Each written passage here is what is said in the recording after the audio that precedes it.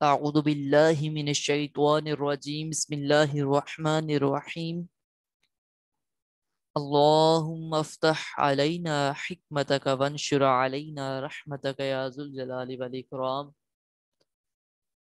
رب اشرح لي صدري ويسر لي أمري واحلل عقدة من لساني ويفقه قولي رب زدني علما رب زدني علما رب زدني علما عزیز طلبہ، پچھلے 3 لیکچر میں سبق نمبر 1 کے ہم نے الف سے لے کر دعا تک پڑھا. ہم اس کو مختصر سا ریوائز کر لیتے ہیں تاکہ روانی بن جائے. الف، با، تا، سا، جیم، حا، خو، دال، ذال، رو، زا، سین، شین، صاد، ضاد. آج کے لیکچر کا سبق نمبر 1 کا 4تھ لیکچر ہے.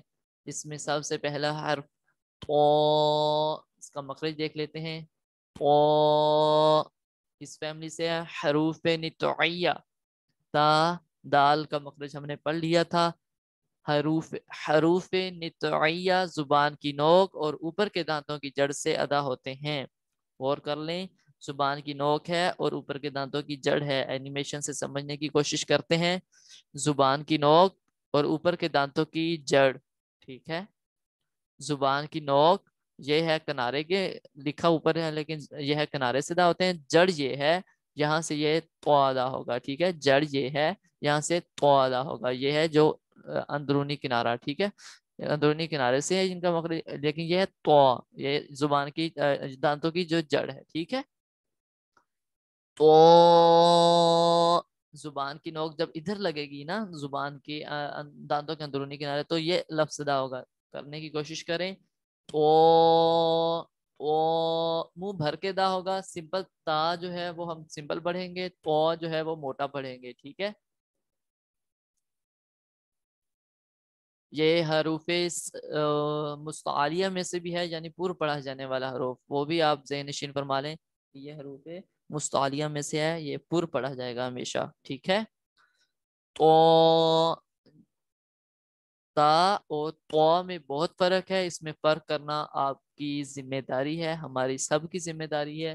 کیونکہ قرآن پاک میں بعض مقامات پر تا کی جگہ اگر تو کو پڑھا جائے یا تو کی جگہ اگر تا کو پڑھا جائے تو معنی تبدیل ہو جاتا ہے، جس کی وجہ سے ہم گنہگار ہوتے ہیں. ٹھیک ہے، زو، زو، زو.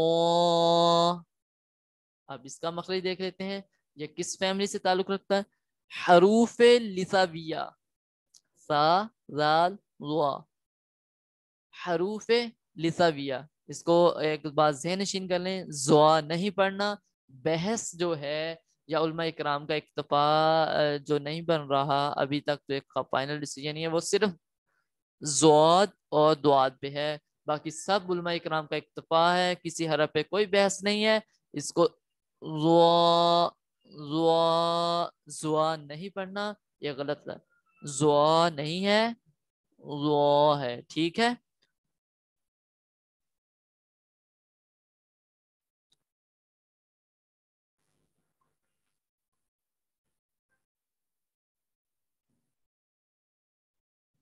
بسم اللہ الرحمن الرحیم. حروف لثویہ. ٹھیک ہے، زوا زبان کا سیرا اور اوپر کے دانتوں کے اندرونی کنارے سے ادا ہوتے ہیں. اس کو ہم نے ڈیٹیل میں پہلے سمجھ لیا، ایک بار پھر ریوائز کر لیتے ہیں کہ زبان کا سیرا اور اوپر والے دانتوں کے اندرونی کنارے سے. ٹھیک ہے، ادھر سے. ٹھیک ہے، نوک نہیں، اندرونی کنارہ. یہ بات ذہن نشین کر لیں، دانتوں کی نوک نہیں، اندرونی کنارہ. زبان اندرونی کنارے سے لگے گی تو زوا ادا ہوگا، یہ زوا کا مخرج ہے، ٹھیک ہے۔ اب آ جائیں دوبارہ پی ڈی ایف پر۔ نیکسٹ جو ہے ہمارا عین، عین لفظ پر غور کیجئے۔ عین گلے سے، گلے کے درمیانی حصے سے اپنے مخرج سے جب آواز نکلے گی تو پتہ چلے گا الف اور عین کا فرق۔ حمزہ اور عین کو ہم جب پڑھتے ہیں یا ہم آ اور آ کرتے ہیں تو یعنی لفظ جب بھی لمبا ہوگا، عین الف زبر آ ہوگا، یا کسی لا یا با جو بھی لفظ ہم لمبا کریں گے تو اس میں اور اس میں فرق ہوگا۔ عین اور حمزہ جب ہم پڑھیں گے تو فرق ہوگا، ہم اس میں باقاعدہ فرق کرنا سیکھیں گے تو ہی پتہ چلے گا، ٹھیک ہے۔ پریکٹس سے ہی فرق محسوس ہوگا، ویسے جو عام ہم شروعاتی مقام پر ہم ایک جیسا ہی ادا کرتے ہیں، اس کو پریکٹس درکار ہے۔ دعاد اور عین کو بہت زیادہ پریکٹس درکار ہوتی ہے۔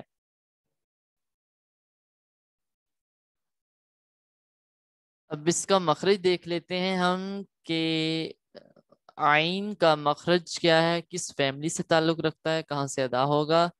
تو آئیے، عین حلق کے درمیان والے حصے سے ادا ہوتا ہے، ٹھیک ہے۔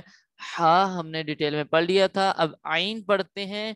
عین کو اینیمیشن میں جب دیکھیں گے تو حلق کے مڈ سے ادا ہوتا ہے، میڈل پارٹ۔ عین حلق کے درمیان والے حصے سے ادا ہوتا ہے۔ جب ہم ہا کی پریکٹس کر رہے تھے تو میرا جو طریقہ تھا وہ ہم ہا ہا ہا کو جب فیل کرتے ہیں، خارج کرنے کی کوشش کرتے ہیں تو اسی کو عین میں کنورٹ کریں گے تو عین خارج ہوگا، ٹھیک ہے۔ تو میں نے اسی طرح پریکٹس کر کر کے سیکھا تھا، مجھے کم سے کم 4-5 دن لگے تھے عین کو سیکھتے سیکھتے۔ میں نے بہت جگہ سے بار بار سنا، بہت سارے اپنے طلباء جو ساتھ ساتھ تھے میرے، ٹھیک ہے، تو ان سے میں نے بار بار سنا تو میرا عین جو ہے وہ درست ہوا تھا۔ عین ایون کہ جب میں عین پڑھتا تھا تو وہ بچوں نے نا، ساتھ والے بچوں نے مذاق بھی بنائی تھی کہ یہ ہر وقت عین کی پریکٹس کرتا رہتا، وہ ساتھ والے میری مذاق بناتے، چھوٹے بچے تھے حالانکہ مجھ سے چھوٹے تھے، تو وہ میری مذاق بناتے تھے، جب بھی میں ان کو نظر آتا تھا تو وہ آپس میں عین عین، ٹھیک ہے، مجھے بھی اسی وجہ سے چھیڑنے لگ گئے تھے کیونکہ میں پریکٹس کرتا تھا، بار بار پریکٹس کرتا تھا، ان سے کہتا تھا یار عین پڑھ کے سناؤ مجھے، عین پڑھ کے سناؤ مجھے، کیونکہ مجھے ایک عجیب سی میرے ایک شوق تھا کہ میں عین کو درستگی سے ادا کروں۔ تو الحمدللہ میں نے پریکٹس سے اور بار بار کرنے سے، بار بار سننے سے، ٹھیک ہے، میرا عین درست ہو گیا۔ اب نیکسٹ حرف پہ چلتے ہیں، غین۔ غین کس فیملی سے ہے اس کو دیکھ لیتے ہیں ہم۔ غین کا مخرج دیکھ لیتے ہیں۔ غین حلق کے اوپر والے حصے سے ادا ہوتا ہے، ٹھیک ہے۔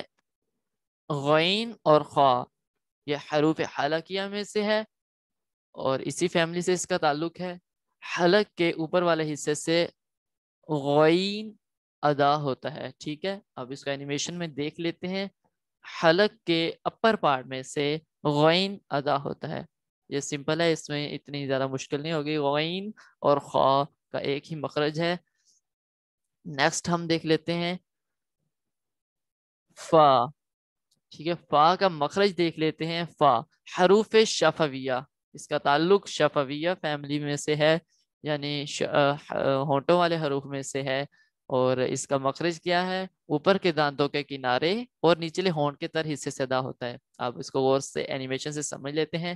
اوپر کے دانتوں کا کنارہ یہ تھا،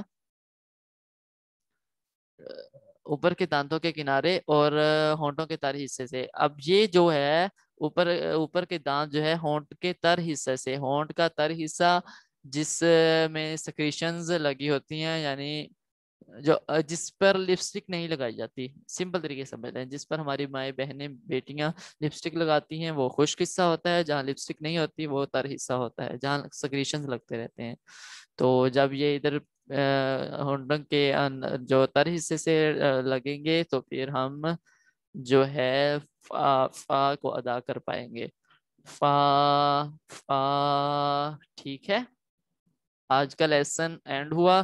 باقی انشاءاللہ عز و جل ہم نیکسٹ لیسن میں قاف کاف لام میم نون کو پڑھیں گے.